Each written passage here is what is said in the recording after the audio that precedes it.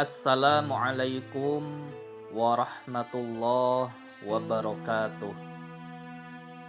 Kisah Nabi Idris alaihi salam. Nabi Idris alaihi salam merupakan keturunan dari Qabil dan Iklimah atau putra dan putri Nabi Adam alaihi salam.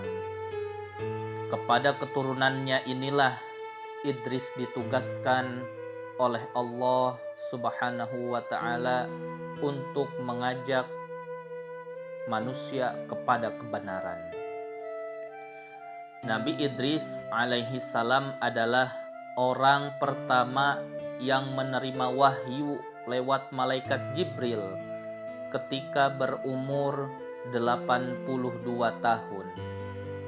Tak ada informasi tentang lokasi pasti mengenai kehidupan Nabi Idris alaihi salam yang ditugaskan untuk membenahi akhlak anak cucu Qabil ini. Ada yang menyebut daerah Munaf, Mesir, namun ada pula yang menyebut Babilonia. Yang pasti Nabi Idris alaihi salam yang sejak kecil belajar ilmu agama dari Nabi Syits atau putra Nabi Adam alaihi salam. Kepadanya telah diturunkan wahyu kenabian. Ma'asyiral muslimin rahimakumullah. Allah Subhanahu wa Ta'ala berfirman di dalam Al-Qur'an surah Maryam ayat 56 sampai 57 yang artinya, dan ceritakanlah wahai Muhammad kepada mereka kisah Idris yang tersebut di dalam Al-Quran.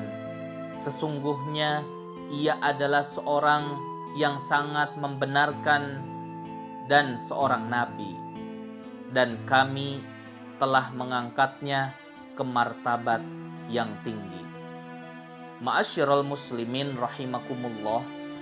Nabi Idris alaihi salam menurut riwayat dalam hadis Bukhari adalah kakeknya Bapak Nuh alaihi salam.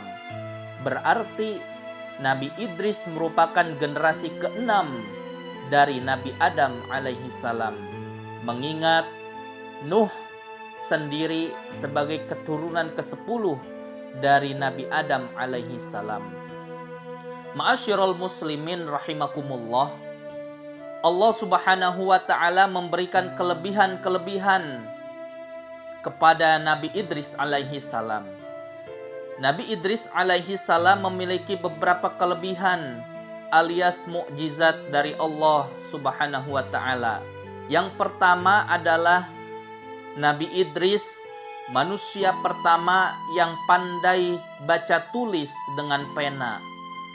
Kepada Idrislah Allah Subhanahu wa Ta'ala memberikan 30 sahifah alias suhuf atau lembaran-lembaran ajaran dari Allah Subhanahu wa Ta'ala berisi petunjuk untuk disampaikan kepada umatnya.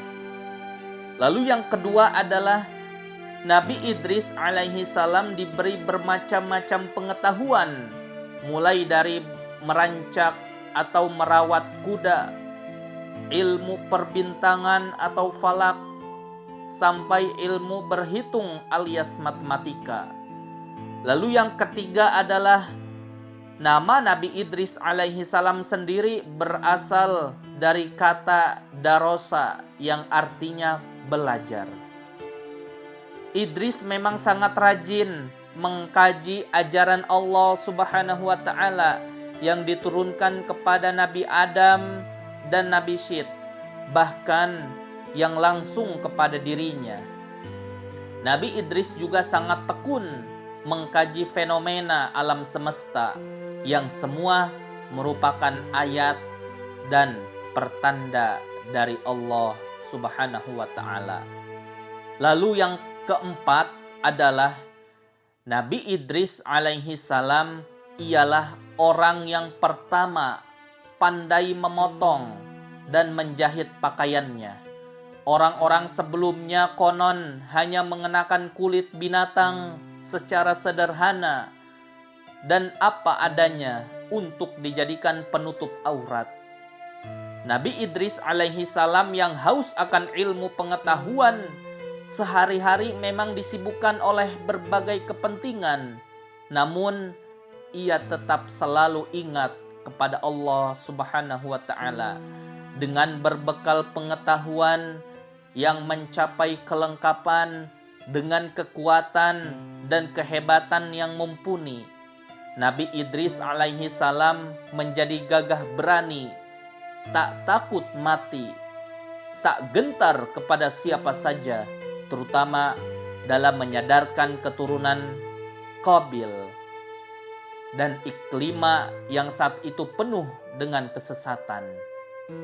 Dapat dipahami jika ia mendapat gelar kehormatan Asadul Usud alias singa di atas segala singa dari Allah Subhanahu wa taala.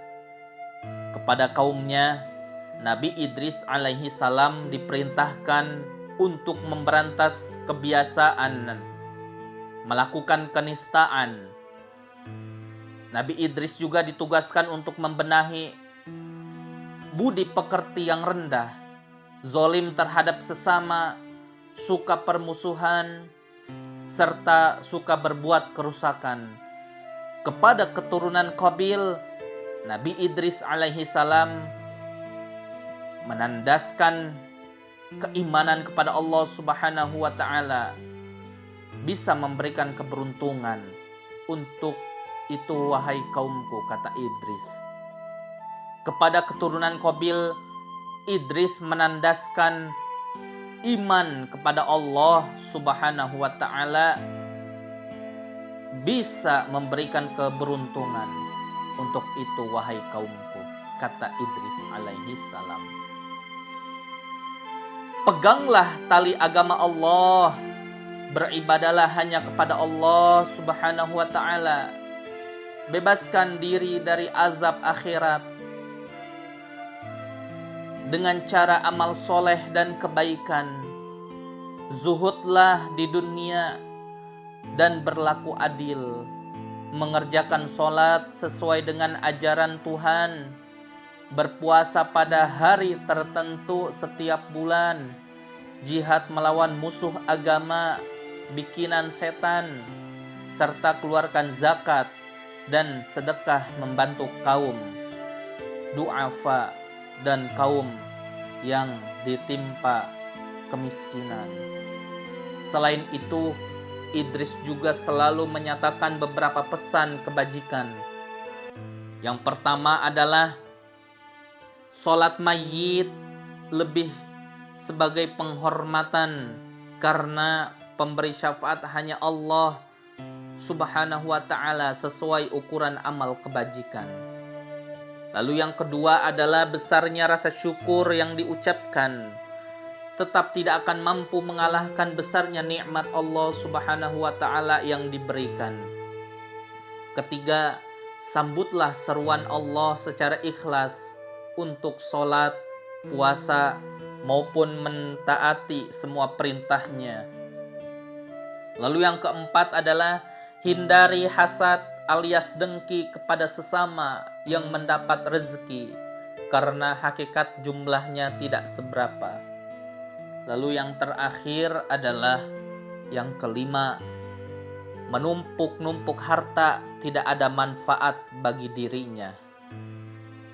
Kehidupan hendaknya diisi dengan hikmah, kebijakan. Wallahu a'lam bishawab. Barakallahu fiikum.